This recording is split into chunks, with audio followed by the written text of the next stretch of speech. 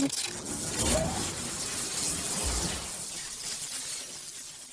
everybody, welcome back to the channel and welcome to priming your paper for airbrushing.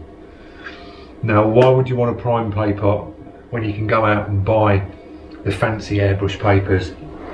Now, it's always sort of like hard to know what paper these sort of top artists and things like that are using, and a lot of it is sort of synthetic paper. When you see the guys doing all the photorealistic work and they're doing all the erasing, and you see them just erasing back the paint, and then they're using like scalpels for the hair and getting the real fine textures. I sort of struggled to find what paper people were using when I first started, and I've tried quite a few different sorts of paper and like substrates along my journey, and I stick to now, I've been sticking to sort of this paper here. Now, this is the one that I've been using. I'll pop a picture up in the screen now. This is a 250 gram, I call it sort of like a, feels like a cartridge paper, heavyweight cartridge paper. Now, I did these pictures with this paper on the channel. These were the recent ones. We did the Chinese girl, we've done the samurai one, which is that one there. On this paper, this was straight out the booklet. So you can't do the eraser techniques and the scratch pack techniques for sort of like hair and things like that. So it sort of limits you on what you can do when it comes to like the airbrush side of things. You've got to go down straight airbrushing and that's it. And you've got to achieve like the sort of real sort of fine textures and hair sort of strokes with the airbrush, and that's it. Now, if you prime this paper, and that's what we're going to do today, we're going to prime it. This will open up the sort of gateway for you to go down and use the eraser and use the scratch pack techniques and just sort of up your game on your artwork. So the primer that we're using today is Liquitex Gesso. Now, I would recommend this one, but after using this and the price that this is around £20 for a 946 milliliter bottle. I think that's expensive for what it is. You can buy cheaper gesso, and I would say buy cheaper gesso because it's basically the same across the board. It really is. It dries down white like this one will, and basically you're sanding it back once you've got it down and applied to your paper or your cardboard. This can be applied to cardboard. You can spray it on MDF if you want to seal some timber down. This stuff will go down onto timber, not a problem. So buying the cheaper one will work out better for you guys than buying the sort of more expensive brands. But that does work if you wanted to use that. I'll leave links in the description to a couple of ones that I'll find. I'll just put some cheaper brands in.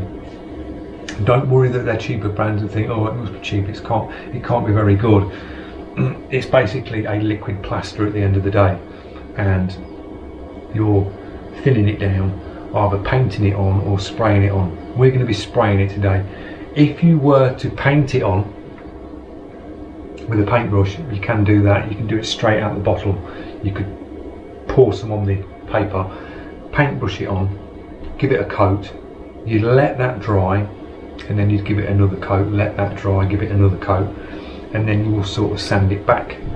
Now, I find doing it that way, you're going to waste a lot of product, because when you paint it on, you're getting the brush strokes in your paper, so you're creating a very textured surface, and you really want to be on a smooth surface when you're doing erasing and scratch backs and getting that real nice transitions and things when you're doing your airbrushing. So you would have to sand it down, so you're going through your sanding paper grits to get that texture out of that brush stroke that you put down on your piece of paper, and you're just wasting product. So I find spraying it the best way to get gesso down to lay flat and give you the smoothest surface and cut down your prep time when it comes to prepping it. I find spraying it and then going in with a 800 grit sandpaper when it's dry the quickest way of getting your paper prepped and then you're good to go for your artwork. So that's the way I'll be going about this today. Now, thinning your gesso down, as I say, if you are paintbrushing it and you've not got like a big compressor and a spray gun, you can go straight out the bottle, paint it on, leave that to dry, and then give it another coat. So you can go that route. You can dry this down quicker as well, and that's what I'm going to do today. I'll be spraying it, put a coat down, and then go in with a hairdryer over the top and just dry it down with a little bit of heat, and then go for another coat. 2 coats on this for me is more than good enough. 2 coats of gesso, a light sand up with the 800 grit, and you're good to go for airbrushing. Thinning it down, really simple. Use the gesso and use distilled water or tap water. We're going to thin this down to a consistency. If you're used to spraying with a spray gun, I'd mix this down to like a 4:1 primer mix. So not too runny, just sort of thickish type body, but enough so you can spray it. You want to see it atomise. You don't want to see it, the gun spitting and choking up. You want it so it can spray out.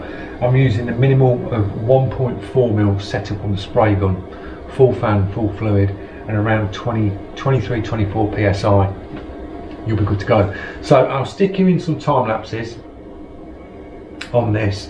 The first thing that I'm going to do is basically secure the paper down. Now,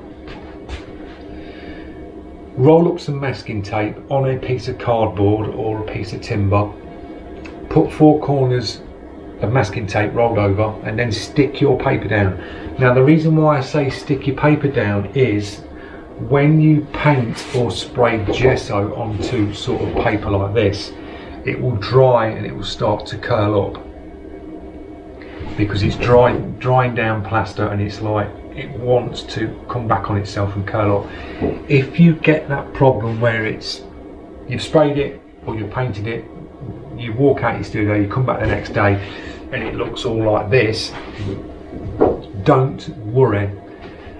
Flip your paper over, get yourself a water sprayer, like a pump mist sprayer, mist over the back of your paper with water, just give it a light coat over the back, lay it down on your flat surface again, put a piece of, I'll be using, like, say, I'd use silicone paper that you get in between vinyl, you get that white silicone paper.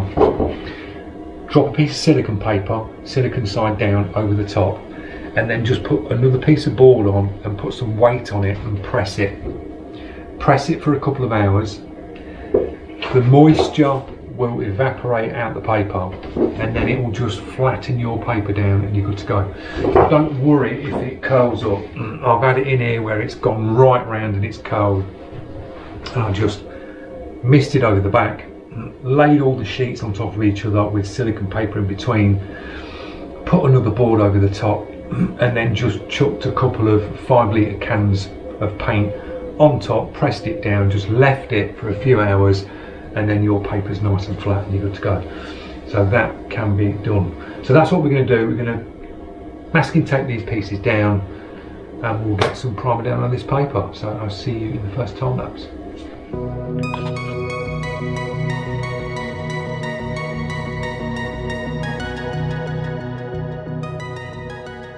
Right guys, excuse the noise. In that little short time lapse we've stuck the paper down. Now I've mixed the gesso, and you can see the consistency of that. That is quite thin. Still got a bit of body there in the actual mix. Drop a little bit of that into your spray gun.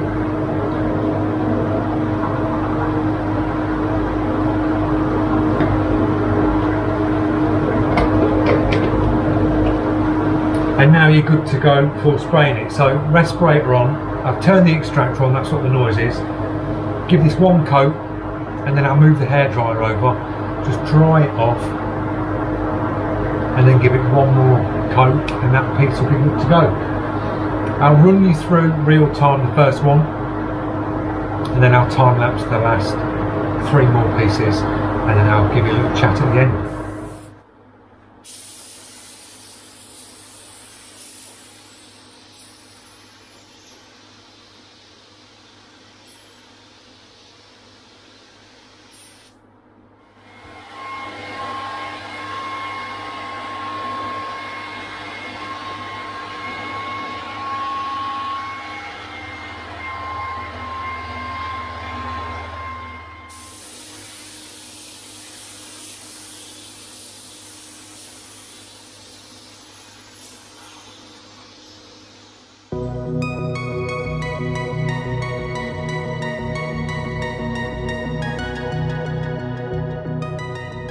There you go guys, we are all done. You've seen in the real-time clip, went over nice sort of pass, about 5 or 6 inches away from the panel, sort of going half trigger, not full trigger, sort of half trigger, dropped the coat down and then went in with the hairdryer. Now the hairdryer is not completely drying it down to bone dry, it's basically sort of quickly flashing that top off and just curing it down a bit, getting ready for the second coat. Drop your next coat on, and then I sort of blasted it again with the hairdryer just so I could get it, so I could move it around and stack them up along the side. Now you can see on that piece there, you can just see the slight ripple in it. If I didn't pin these sides down, this would really ripple up bad, but because I pinned the sides down, it's sort of keeping it flat sort of ish. Once this is dry, you'll probably get a ripple like that edge there. You can see that edge just slightly rippled up. That's when you can take these off the mounts that you've put with your masking tape. Once they're bone dry, you can then mist the back of water, put a piece of paper in between, silicone paper, like silicone down onto the wet surface, layer them up, and then just put a bit of card or something that's like a board over the top of the whole lot, put some weight on it and then press it for a couple of hours and you're good to go. But you get a real nice smooth finish down by spraying it, and it just makes it a lot easier when you come to prep it. Once it's completely dry, I'll get a soft foam pad, 800 disc, lay it on a flat board and just literally a few passes with this, and that will take any imperfections out or any bits that have landed in it, and you're good to go. It's smooth enough for airbrushing on, guys. So I hope this has helped you out on prepping paper. It's nice and simple. It's a lot easier if you can spray it. We used not even a cupful on the spray gun of gesso, and I've poured some back into the bottle. Good thing about these bottles as well is if you mix your gesso up to a consistency for spraying, you can just pour it back into the bottle and store it, and it's good to go for the next time round. When you want to come and use it, you can just decant this straight into your spray gun and use it for painting. When it comes to cleaning your spray gun out as well, simple. Get yourself a bowl of warm water, and literally I chucked the cup in, gave it a quick swill round, got all the gesso off of it, and then ran it under the cold tap. Same with the pot, clean it through in a bowl of warm water, and then just clean your gun through here, and it's good to go. Nice and easy because it's water based. When you thin it down, you can just wash it through with soap suds and your gun's nice and clean. So really easy to do. So thanks for watching. Don't forget, if you are new to the channel, I always say it, click that subscribe, press the notification. It does help the channel out. Drop your comments, tell me your thoughts, tell me if you use gesso, the way you apply it, because I know people use it with squeegees. They put it on thick. You can get real thick gessos where you put it on thick, or you can paint it, and tell me your thoughts on how you get on with it. So thanks again for watching, guys. See you in the next one.